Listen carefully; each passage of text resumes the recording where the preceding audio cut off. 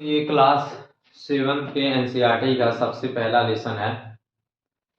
और पहला जो लेसन है, पहला जो चैप्टर है, इसका नाम है पर्यावरण। पर्यावरण जिसका मतलब, सबसे पहले अगर समझना चाहें कि पर्यावरण का मतलब क्या होता है, क्या होता है, इसका शाब्दिक अर्थ है। शाब्दिक अर्थ समझते हैं क्या होता है? शाब्दिक अर्थ का मतलब ये होता है कि जो शब्द लिखा हुआ है उस शब्द का अर्थ क्या हुआ, उसी बोलते हैं शाब्दिक अर्थ। तो पढ़ने चल रहे हैं पर्यावरण के बारे में। तो सबसे पहले पर्यावरण को समझना होगा ना, और पर्यावरण का क्या अर्थ होता है इसको समझना होगा। तो देखिए, पर्यावरण अगर कहिए तो अगर इसका संधिविच्छेद करें हम तो इसका होगा परिधन आवरण। क्या होगा? परिधन आवरण। तो परि का मतलब होता है चारों ओर, हमारे चारों ओर जो है वही क्या है? परि है। क्या है वो? परि। और आवरण का मतलब होता है कि इस चीज का ढका हुआ होना, वही उसका आवरण होता है। जैसे मान लीजिए आपके शरीर का आवरण क्या है? कपड़ा। कपड़ा के अलावा कपड़ा न हो तो त्वचा है ना। वैसे ही हमारे चारों तरफ से अगर देखा जाए तो हमारे चारों तरफ से जो हमें ढके हुए हैं वही जो है उसी को कहते हैं हम पर्यावरण। क्या बोलते हैं? पर्यावरण। परि का मतलब हो गया चारों तरफ, और आवरण का मतलब हो गया ढका हुआ, ढके हुए होना। मतलब चारों तरफ से जिनसे हम ढके हुए हैं वही क्या है? पर्यावरण है। समझ में आया? पर्यावरण का शाब्दिक अर्थ है।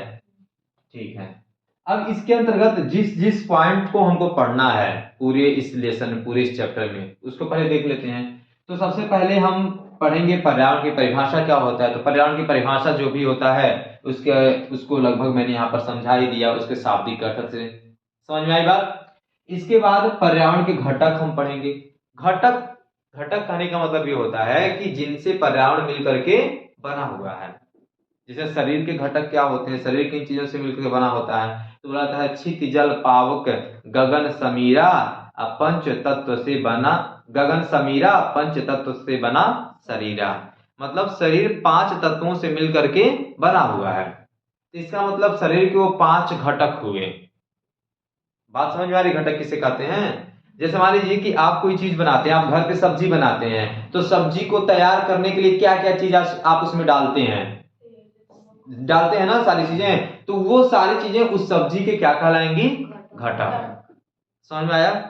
वैसे ही पर्यावरण जो हमारा है, पर्यावरण जिन जिन से मिलकर के बना हुआ है, जो मुख्य चीजें हैं जिनसे पर्यावरण हमारा बना हुआ है, जिनसे हम चारों तरफ से घिरे हुए हैं, ढके हुए हैं, वही कहलाता है पर्यावरण।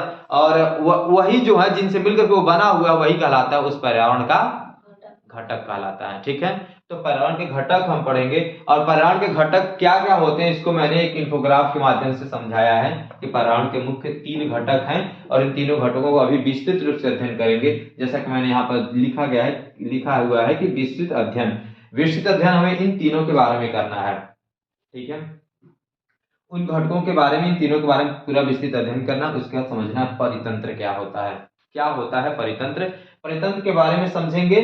उसके बाद ये जो है लेसन समाप्त हो जाएगी, जो चैप्टर है समाप्त हो जाएगा। चैप्टर में बस इतने ही महत्वपूर्ण बिंदुओं को हमें समझना है। महत्वपूर्ण क्या, जितने भी चैप्टर में दिए गए हैं सारे को मैंने पॉइंट आउट कर दिया है। जो कुछ छोटा मोटा अगर बचा हुआ है तो सारा इसको पढ़ाते समय, समझाते समय सारा उसमें समाहित हो जाएगा, कवर कर दिया जाएगा। ठीक है। तो सबसे पहले समझते हैं पर्यावरण क्या होता है। तो पर्यावरण का, जैसे मैंने बताया, पर्यावरण का शाब्दिक अर्थ से समझिए पर्यावरण क्या होता है। तो पर्यावरण का शाब्दिक अर्थ होता है, शब्द को अगर उसको 2 भागों में तोड़े तो उसका होता है परिधन आवरण, और उस शब्द का अर्थ होता है, परि मतलब होता है चारों तरफ से, और आवरण का मतलब होता है ढका हुआ। इसका मतलब चारों तरफ से जिनसे हम ढके हुए हैं वही पर्यावरण होता है।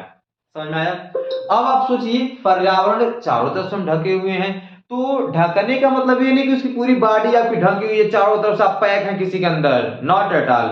आपके आसपास की वो चीजें जिनके चारों तरफ से आप घिरे हुए हैं, ठीक है, वो सभी पर्यावरण है। तो आप देखिए आपके आसपास कौन सी चीजें हैं जिनसे आप, जो आपके आसपास हैं, चारों तरफ हैं। तो आप देख रहे हैं आपके आसपास चारों तरफ, आपके आसपास चारों तरफ इंसान भी है, बच्चे भी हैं, बैठे कि नहीं बैठे हैं, कोई दूसरा स्टूडेंट बैठा है, इसका मतलब वो भी पर्यावरण हुआ क्या? हाँ, वो भी पर्यावरण ही होगा। आपके बगल में डेस्क है, डेस्क पर बैठे हैं, वो भी पर्यावरण ही है। आपके बगल में बैग है, कॉपी है, किताब है, वो भी पर्यावरण है। दीवार है पर्यावरण है, पंखा है पर्यावरण है, जो लाइट जल रहा है बल्ब है वो भी क्या है, पर्यावरण है। हमारे आसपास की सभी चीजें क्या कहलाएंगी, पर्यावरण। क्या इसके अलावा नहीं किसी चीज से ढके हुए हैं? ऐसी भी चीजें हैं जिसे हम आंखों से नहीं देख पा रहे हैं और उनसे भी हम चारों तरफ से घिरे हुए हैं, जैसे वायु, तो वो भी पर्यावरण है। समझ में आई बात? पर्यावरण क्या है? क्या है पर्यावरण? चारों ओर से हम घिरे हुए हैं। ढकना शब्द न बोल करके घिरा हुआ शब्द बोलेंगे तो वो और ही उचित होगा, ठीक है, जिनसे हम चारों ओर से घिरे हुए हैं, ठीक है। क्योंकि ढकना शब्द को इस्तेमाल करने के लिए मैं इसलिए नहीं बोल रहा हूं क्योंकि ढकना का मतलब हो जाता है किसी चीज को क्या करना, किसी चीज को चारों तरफ से कवर कर लेना, ठीक है ना, वो ढकना होता है। तो आप घिरना बोलेंगे तो और अच्छा शब्द रहेगा। हम जिनसे चारों तरफ से घिरे हुए हैं वही पर्यावरण है। और पर्यावरण में सभी चीजें हैं, आसपास जितनी भी चीजें, आप अगल बगल आपके कोचिंग में कमरे में बैठे हुए हैं, कोचिंग के बाहर खेत खलिहान सब, उन सब चारों तरफ से हम घिरे हुए हैं, तो वो सारी चीजें हमारे चारों तरफ ही तो है ना, वो सब पर्यावरण ही है। समझ में आया? तो पर्यावरण को परिभाषा को आपने समझा, जिनसे जिन चीजों से हम चारों तरफ से घिरे हुए हैं वही क्या कहलाता है, पर्यावरण कहलाता है। और इस पर्यावरण के घटक के बारे में बात करें तो पर्यावरण के घटक जो होते हैं मुख्य रूप से 3 होते हैं। कितने? 3। अब एक के बारे में अच्छे से अध्ययन करना है। तो 3 में सबसे पहले हम बात करते हैं प्राकृतिक पर्यावरण क्या होता है, नेचुरल इन्वायरमेंट क्या होता है। जैसा कि नाम से पता चल रहा है प्राकृतिक पर्यावरण, प्राकृतिक मतलब जो प्रकृति के द्वारा उत्पन्न हुई है, प्रकृति के द्वारा उत्पन्न हुई है, उसमें किसी मानव का हस्तक्षेप नहीं है, वही प्राकृतिक हुआ। आपके आसपास ऐसी चीजें हैं जो प्राकृतिक हैं, आसपास जो आपके पेड़ पौधे होते हैं वो क्या हैं, प्राकृतिक हैं, ठीक है। आसपास जो क्या बोलते हैं तालाब हैं, पोखरे हैं, ये सब क्या हैं, प्राकृतिक ही हैं। पेड़ पौधे जंगल हैं, ये सब क्या है, प्राकृतिक हैं। आखिर में इन चीजों से भी तो हम चारों ओर से घिरे हुए हैं, ये चीजें भी तो हमारे चारों तरफ पाई जाती हैं। तो जो जो चीज जो जिसे हमने नहीं बनाया है, हमारे द्वारा वो बनाया नहीं गया है, प्रकृति के द्वारा बनाया गया और हमारे चारों तरफ वो हमारे विद्यमान है, वो प्राकृतिक हुआ। जैसे क्या हवा, हवा आप इंसान ने बनाया है क्या, प्रकृति ने बनाया ना। इसका मतलब हवा भी जो हुआ, अगर हम बात करें पर्यावरण का किस घटक में आएगा, प्राकृतिक में आएगा कि मानव निर्मित में आएगा कि ओनली मानव में आएगा, तो बोलेंगे प्राकृतिक में आएगा क्योंकि इसे प्रकृति ने बनाया है।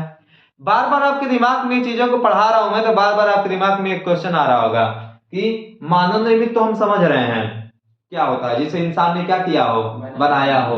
प्राकृतिक भी समझ रहे हैं जैसे प्रकृति ने बनाया हो, फिर ये मानव जो लिखी हुई इसका क्या मतलब है। अभी सारी चीजें एकदम क्लियर हो जाएंगी माइंड से। सीधे सीधे ये समझ लीजिए, मैं अगर थोड़ा सा इसको बता देता कि डाउट इसमें न बना रहे। मानव कहने का मतलब ये है कि मानव ने जिन चीजों को बनाया और केवल उसमें मानव ही है, इंसान ने ही इंसानों से मिलाकर के वो चीजें बनाई हुई है। जैसे एक व्यक्ति, वो मानव पर्यावरण है, वो मानव निर्मित पर्यावरण नहीं है, मानव पर्यावरण, वो एक इंसान है और इंसान भी हमारे आसपास होते ही हैं। समझ में आया? इसका मतलब इंसान भी तो एक पर्यावरण हुआ, उस पर्यावरण का एक घटक हुआ कि नहीं हुआ, इसलिए मानव को अलग रख दिया गया है। फिर मानव में ही और भी चीजें हैं, जैसे अगला है परिवार को परिवार, जैसे कि इंसान जो है इंसानों से मिलकर ही परिवार बना हुआ है।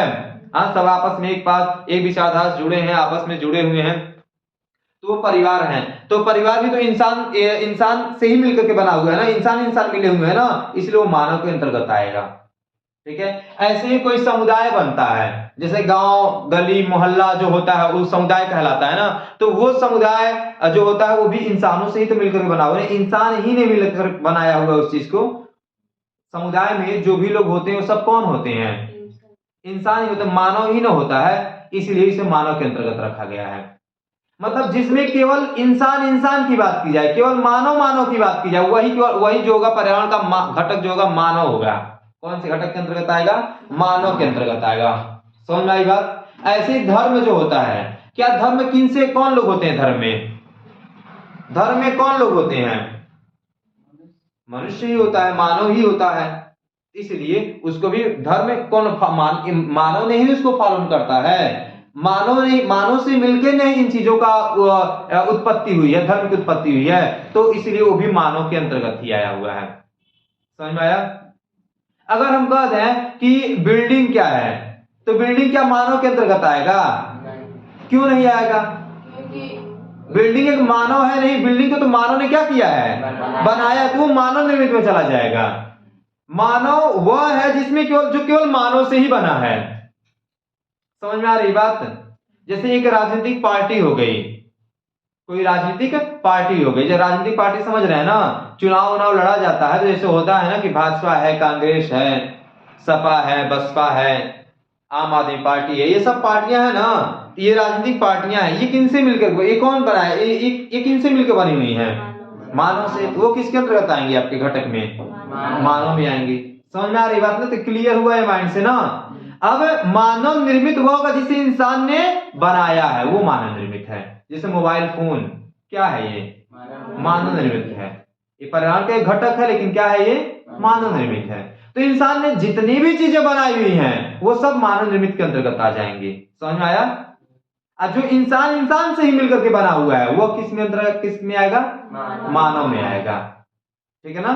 और उसके बाद ये प्राकृतिक तो समझ रहे हैं। अब प्रकृति की हम बात कर रहे थे, तो प्रकृति में और भी चीजों को समझना है। तो जैसा कि मैंने बताया कि प्रकृति में क्या होता है, जिसे प्रकृति ने बनाया हुआ हो। अब प्रकृति में भी कई सारे होते हैं। क्या होता है? वायुमंडल, फिर होता है जल मंडल, स्थल मंडल, सजीव जिसे बोलते हैं जीव मंडल। अब वायुमंडल क्या है? आपके चारों तरफ से वायु से आप घिरे हुए हैं, ढके हुए हैं, तो वायुमंडल हो गया ये। जलमंडल, आसपास जो तालाब है, नदी है, पोखरे हैं, समुद्र है, महासागर, ऐसे सब इसे किसने बनाया है? प्रकृति ने बनाया है, इसलिए प्राकृतिक के अंतर्गत आएंगे। ठीक है? ऐसे ही सजीव, जिसमें क्या होता है? जीवन होता है, ये कहलाते हैं क्या? जीव मंडल कहलाते हैं। और ये सजीव कहाँ पाए थे? जब क्लास 6 में पढ़ाया जा रहा था तो इसमें बताया गया था कि जीव मंडल क्या कहलाता है। तो उसमें कौन कौन चीजें जब एक पास विद्यमान होती है तो जीव की उत्पत्ति होती है? वायु, जल और स्थल। जब वायु भी रहेगा, जल भी रहेगा और स्थल भी रहेगा तो वहीं पर एक जीवन होगा, और उसके द्वारा वो जो बनता है वो क्या कहलाता है? वो कौन सा मंडल कहलाता है? जीव मंडल, जहां पर जीवन पाया जाता है। ठीक है? और ये सब जीवन भी पाया जाता है, किसी इंसान ने बनाता है क्या उस जीवन को? प्रकृति ही ने बनाती है, इसलिए वो भी क्या कहलाता है? वो जीव मंडल कहलाता है। ठीक है? तो जीव मंडल हो गया, ऐसे समझ लीजिए। जो जीव मंडल हो गया। स्थल मंडल, स्थल मंडल समझ रहे हैं ना? पृथ्वी का वो कठोर भाग, जो ऊपर जो भू परपट्टी है, जिस पर सभी समस्त जीवन जो होता है निवास करता है, रहता है, मानव जीवन और सभी चीज, पेड़ पौधे सब उसी पर रहते हैं, तो वो कहलाता है क्या? स्थल मंडल कहलाता है। ठीक है? और इसके बाद जल मंडल तो समझ रहे हैं, जिसको जो क्या बोलते हैं कि जैसे नदी, तालाब, झील, महासागर, ठीक है, झरने, सब जल मंडल के अंतर्गत आते हैं। अगला है मानव निर्मित पर्यावरण। मानव ने जिसको बनाया हुआ है, जिन चीजों को बनाया हुआ है, जैसे रेलवे को बनाया हुआ है, पार्क को बनाया हुआ है, इमारतों को बनाया हुआ है, सड़क को बनाया हुआ है, ये सभी चीजें जो जिससे भी इंसान ने बनाया है वो सब क्या हुए? मानव निर्मित। ठीक है? और उसके बाद मानव। ठीक, इस प्रकार से पर्यावरण के कितने मुख्य घटक हुए? 3 घटक हुए। हमारे आसपास जितनी भी चीजें मौजूद हैं, सारी की सारी चीजें इन्हीं में से किसी न किसी से क्या है? हमारे चारों तरफ विद्यमान है। ठीक है? आप अपने आसपास से किसी भी चीजों को देखिए, तो या तो प्राकृतिक होगा, या तो मानव निर्मित होगा, या तो मानव होगा। ठीक है? समझ में आ रही है बात? अब जैसे कोई एक ऐसा एग्जांपल आपके पास है क्या कि जो इसमें से तीनों में किसी में आता नहीं है? आपके पास कोई ऐसा चीज है जो इनमें से किसी में नहीं आता है? अगर हो तो बताइए। ऐसा कुछ नजर आ रहा है? नहीं आ रहा है। तो इसका मतलब हमारे जो ये घटक हैं, ये तीनों जो घटक हैं पर्यावरण के, जो मूल घटक हैं, इसी के अंतर्गत सारी चीजें विद्यमान है, सारी चीजें समाहित हो जाती हैं जो भी हमारे आसपास विद्यमान है या पाई जाती हैं। समझ में आई बात है? तो प्राकृतिक पर्यावरण समझे जिसे प्रकृति ने बनाया हो, मानव निर्मित पर्यावरण जिसे मानव ने बनाया, जिन चीजों को मानव ने बनाया है, और उसके मानव पर्यावरण क्या होता है? जो स्वयं मानव से ही बना हुआ है, मानव से ही मिलकर के बना हुआ है। जैसे एक समुदाय हो गया, समुदाय समझते हैं ना? जैसे जाति समझते हैं, जाति। जैसे मान लीजिए कि आपके गांव में तो कोई ऐसे होंगे जो ब्राह्मण होंगे, जो ऐसे होंगे जिन्हें क्या बोलते हैं, जैसे मान लीजिए सभी लोग बनिया हो गए, तो कोई सिंह हो गया, शैतवार हो गया, तो कोई कुछ हो गया, ऐसे होते हैं कि नहीं होते हैं? वही समुदाय है। तो समुदाय किन से बना हुआ है?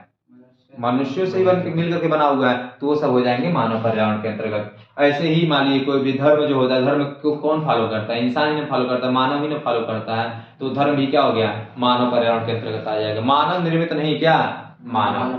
ठीक। अब बात करते हैं हम परितंत्र क्या है इसमें। परितंत्र, तो परितंत्र वह चीज होता है, परितंत्र, तंत्र का मतलब समझते हैं क्या होता है? तंत्र समझ में आती है बात क्या है? तंत्र क्या होता है? चलिए नहीं समझ में आ रहा तो देखिए, परितंत्र क्या होता है, तो तंत्र को सबसे पहले समझते हैं, तंत्र क्या होता है। जैसे तंत्र वो चीज होता है जब हम कोई क्रियाकलाप करते हैं, तो हम अगर मान लीजिए कि हमें सांस लेना है, हमें अपना जीवन जीना है, तो सांस लेना, तो सांस किसके माध्यम से लेंगे हम? और क्या लेंगे सांस के रूप में? तो इसका मतलब हम ऑक्सीजन पर भी निर्भर है कि नहीं है? हैं। चलिए और बात देखिए, शेर, जंगल में शेर होता है ना, शेर अपने जीवन को जीने के लिए ऑक्सीजन पर तो लगभग सभी हैं, और किन चीजों पर निर्भर रहता है वो? मांस पाने के लिए। और मांस के लिए वो किसका सेवन करता है? जंतुओं का करता है ना। ऐसे ही और भी जो चिड़िया होती हैं, जैसे बहुत सारी चिड़िया होती हैं जो अपने जीवन जीने के लिए, जीवित रहने के लिए क्या करती हैं? वो कीड़े मकोड़े को खाती हैं, बहुत सारी चीजों की चीज मतलब खाती हैं। तो क्या वो उन जो जो चीज वो लेती हैं अपने जीने के लिए, क्या उनके पास रहता है? नहीं। कहाँ पाया जाता है वो? पर्यावरण में पाया जाता है। समझ में आया? समझ में आ रही बात?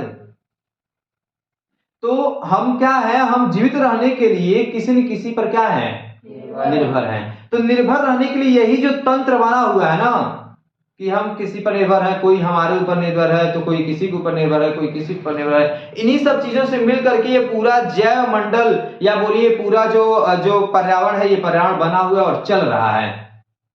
तो यही जो तंत्र है, जो हमारी एक दूसरे के ऊपर जो निर्भरता है, इसी को बोलते हैं परितंत्र। क्या बोलते हैं? परितंत्र। पर्यावरण में जैसे कि आप देखिए, अब घास को कौन खाता है? गाय भैंस भी खाती हैं, जैसे और भी हिरण खाता है, और भी चीजें खाती है ना। उनको कौन खाता है?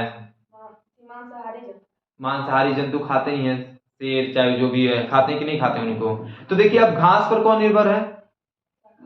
अब घास किस पर निर्भर है?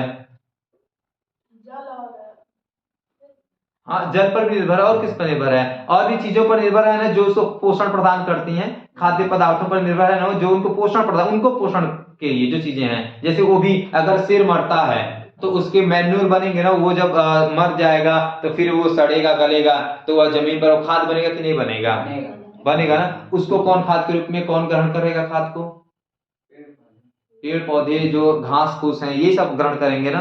ग्रहण करेंगे नहीं करेंगे? तो देखिए एक हर एक चीज जो है एक दूसरे पर निर्भर है। परितंत्र को मैं समझा रहा हूँ, किसको समझा रहा हूँ? परितंत्र को। हर एक चीज देखिए, पर्यावरण में जितनी चीजें विद्यमान है, सब किसी न किसी रूप में किसी पर क्या है? निर्भर है। तो हमारा जो एक दूसरे के ऊपर जो निर्भरता है, यही कहलाती है क्या? परितंत्र। समझ में आया बात? तो इसके बाद और एक चीज और देखिए, पर्यावरण का जो महत्व कितना बड़ा है, और इसीलिए हम इन चीजों को समझ रहे हैं। पर्यावरण का महत्व बहुत ही बड़ा है। जब आगे क्लासों में जाएंगे तो इसको और विस्तृत रूप से इसका अध्ययन करेंगे। तो पर्यावरण पर सबके अंदर जागरूकता रहे, सभी लोग पर्यावरण को समझें, पर्यावरण के महत्व को समझें अपने जीवन में। इसके लिए पर्यावरण के महत्व को ही समझाने के लिए, कि लोगों के अंदर पर्यावरण के बारे में जागरूकता रहे, इस चीज को समझाने के लिए प्रत्येक वर्ष कितने तारीख को? 5 जून को पर्यावरण दिवस मनाया जाता है। समझ में आया? तो ये बात याद रखिए, ये एग्जाम्स के लिए काफी इंपॉर्टेंट होता है कि पर्यावरण दिवस कब मनाया जाता है। तो पर्यावरण दिवस कब मनाया जाता है? 5 जून को। समझ में आई बात ना? तो इस प्रकार से अब इस लेसन में यही कुछ इतना था। बाकी बाकी सब अब आगे क्वेश्चन आंसर है।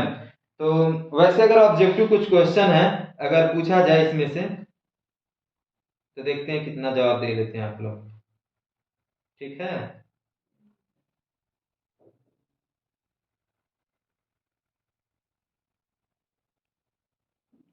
चलिए, इनमें से कौन सा प्राकृतिक परितंत्र नहीं है?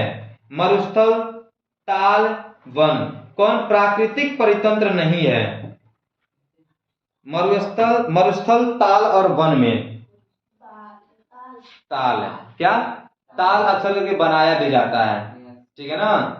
अक्सर ताले जो होती हैं वो बनाते हैं, जैसे झीलों में भी देखिए, जैसे बहुत सारे ऐसे जो नदी घाटी परियोजनाएं चली है जहां पर क्या करते हैं, नदियों पर बांध बना करके बिजली को पैदा किया जाता है। तो जब बांध बनाए तो बहुत बड़ा झील बन जाता है, ठीक है। तो वो झील क्या होगा? वो प्राकृतिक है? नहीं। उसे तो इंसान ने नदियों को बांधा है बिजली का उत्पादन करने के लिए, हाइड्रो पावर प्लांट लगाने के लिए, तब वो जाकर के झील बना है। तो वो कौन सा निर्मित हुआ? मानव निर्मित हुआ कि प्राकृतिक हुआ? मानव निर्मित हुआ। तो ऐसे ताल जो होते हैं अक्सर करके, जितने भी ये सब ताल बहुत सारे ऐसे होते हैं जो क्या होते हैं, प्राकृतिक परितंत्र के अंतर्गत नहीं आते हैं। इनमें से कौन सा मानवीय पर्यावरण का घटक नहीं है? मानवीय पर्यावरण का घटक बताइएगा। स्थल, धर्म और समुदाय। स्थल जो है मानवीय पर्यावरण का घटक नहीं है। मानवीय पर्यावरण के अंतर्गत कौन कौन आते हैं देख रहे हैं ना? एक व्यक्ति हो गया, परिवार हो गया, समुदाय हो गया, धर्म हो गया, शैक्षिक मतलब जो हम स्कूल में बच्चे पढ़ते हैं बैठ करके इकट्ठा होकर के, तो वो सब वो क्या है? मानव पर्यावरण के अंतर्गत आएंगे। आर्थिक और राजनीतिक ये सब मानव पर्यावरण के अंतर्गत है। लेकिन स्थल मानव पर्यावरण के अंतर्गत नहीं आता, तो फिर किसके अंतर्गत आता होगा? प्राकृतिक आता होगा। Very good. इनमें से आगे कह रहा है, इनमें से कौन सा पर्यावरण के लिए खतरा है? कौन सा पर्यावरण के लिए खतरा है? पादपों में वृद्धि, जनसंख्या में वृद्धि और फसल में वृद्धि। जनसंख्या में वृद्धि, पर्यावरण को खतरा इसी समय, जब जनसंख्या बढ़ेगी तो सब लोग खतरे में पड़ जाएंगे। उसको जनसंख्या बढ़ेगी तो उसको खाने पीने के लिए चाहिए ना। अब खाने पीने के लिए चाहिए तो जो पर्यावरण में जो भी चीजें प्रदत्त हैं उन सब चीजें कमी पड़ने लगेगी, नहीं पड़ने लगेंगी। पता चलेगा सारी पर्यावरणीय चीजें धीरे धीरे खत्म होने लगेंगी। समझ में आ रही है बात ना? इस प्रकार से आयकर निम्नलिखित स्तंभों को मिलाकर सही जोड़ी बनाना है। इसमें क्वेश्चन आंसर भी देना है कि आपको, तो लेकिन ये मिलान वाला पहले कर दिया जाए। चलिए, बताना है जैव मंडल क्या होता है। जैव मंडल किसे कहते हैं? आपको जो हम ऑप्शन दे रहे हैं, ऑप्शन से बताना है किससे हम जोड़े बनाएंगे। पृथ्वी को घेरने वाली वायु की चादर को, कि जलीय क्षेत्र को, आकि पृथ्वी के गुरुत्वाकर्षण बल, हमारे आसपास का क्षेत्र, वह संकीर्ण क्षेत्र जहां स्थल, जल एवं वायु पारस्परिक क्रिया करते हैं, जीवों एवं अन्य उनके परिवेश के बीच संबंध है। वह संकीर्ण क्षेत्र जहां स्थल, जल एवं वायु पारस्परिक क्रिया करते हैं, वही जीव मंडल होता है। जैव मंडल बोलिए या बोलिए जीव मंडल, वही होता है। ठीक है। वायुमंडल क्या होता है? पृथ्वी को घेरने वाली वायु की चादर, आकि जलीय क्षेत्र, कि पृथ्वी का गुरुत्वाकर्षण बल, आकि हमारे आसपास का क्षेत्र, कि जीवों एवं उनके परिवेश के बीच संबंध है। पहला ही होगा, पृथ्वी को घेरने वाले वायु की चादर। हम पर्यावरण जो हो जाएगा इसमें मिलान कर देंगे हम, ठीक। वायुमंडल में मिलान कर देंगे। जलमंडल क्या होता है? अब देखिए, जलीय क्षेत्र, पृथ्वी का गुरुत्वाकर्षण बल, हमारे आसपास का क्षेत्र, जीवों में उनके परिवेश के बीच संबंध है, जलीय क्षेत्र। समझ में आ रही बात ना? पर्यावरण, जीवों में उनके आसपास, उनके परिवेश के बीच संबंध, हमारे आसपास का क्षेत्र, आकि पृथ्वी का गुरुत्वाकर्षण बल, हमारे आसपास का क्षेत्र। Very good. तो ये बिल्कुल सारा आंसर सही दिया आप लोगों ने। परितंत्र क्या है समझाना हो तो क्या बताएंगे? जो हम आसपास हम एक दूसरे के बीच जो पारस्परिक क्रिया करते हैं, एक दूसरे के बीच हमारे जीवन को चलाने के लिए जो आवश्यकताएं हैं, एक दूसरे के बीच के ऊपर हम निर्भर हैं, वही क्या है? परितंत्र है। उसी को परितंत्र बोला जाता है। ठीक है। प्राकृतिक पर्यावरण से क्या समझते हैं आप? जो प्रकृति द्वारा निर्मित चीजें हैं वो सभी किसके अंतर्गत आती हैं? प्राकृतिक पर्यावरण के अंतर्गत आती हैं। पर्यावरण के प्रमुख घटक कौन कौन से हैं? तो कितने हैं पहले बताइए? कौन कौन? प्राकृतिक पर्यावरण, मानव निर्मित पर्यावरण और मानव पर्यावरण, ऐसे बोल सकते हैं। ठीक है। ऐसे कह रहा है कि मानव निर्मित पर्यावरण के 4 उदाहरण दीजिए। तो मानव निर्मित पर्यावरण के कोई 4 उदाहरण दे देंगे। इसमें से मानव निर्मित पर्यावरण, रेलवे, पार्क, इमारत, सड़क, पुल, कोई 4 दे दीजिए इसमें से। ठीक है। मानव निर्मित पर्यावरण मतलब जिसे मानव ने बनाया है। अगला कह रहा है स्थल मंडल क्या है? पृथ्वी का ऊपरी भूपर्पटी भाग जो कठोर है, सख्त है, वही क्या है? स्थल मंडल है, जिस पर हम निवास करते हैं, हमारी बिल्डिंगें तैयार होती हैं, सड़कें बनती हैं, पुलों का सड़कें बनती है और बिल्डिंग्स बनती है, स्टेडियम्स बनते हैं, शहर निवास करता है, वही क्या है, कौन भाग कहलाता है, स्थल मंडल कहलाता है। जो पृथ्वी का ऊपरी जो ऐसा भाग जो कठोर है भूपर्पट्टी, वही स्थल मंडल है। जीवीय पर्यावरण के दो प्रमुख घटक क्या हैं? जीवीय पर्यावरण मतलब जिनमें क्या होता है, जीवन, जान होता है, जीवन होता है। इनके प्रमुख दो घटक कौन कौन से होंगे? जीव जंतु हो जाएंगे, जीव जंतु हो जाएंगे, मानव हो जाएंगे, सब जीव पर्यावरण के घटक हैं जिनमें क्या होता है, जान होती, जीवन होता है। जैव मंडल क्या है? पृथ्वी का वह संकीर्ण क्षेत्र है जहां पर स्थल, जल और वायुमंडल क्या करते हैं, परस्पर क्रिया करते हैं, और क्रिया करने के बाद वहीं पर क्या होता है, जीवन होता है, उसे क्या कहते हैं, जीव मंडल। समझ में आई बात ना? तो बस यही इतना कुछ था ही, बाकी अंतर कारण बताना है। बस इस प्रकार से जो लेसन चैप्टर 1 था ये क्लास 1 का कंप्लीट हो गया। ठीक है।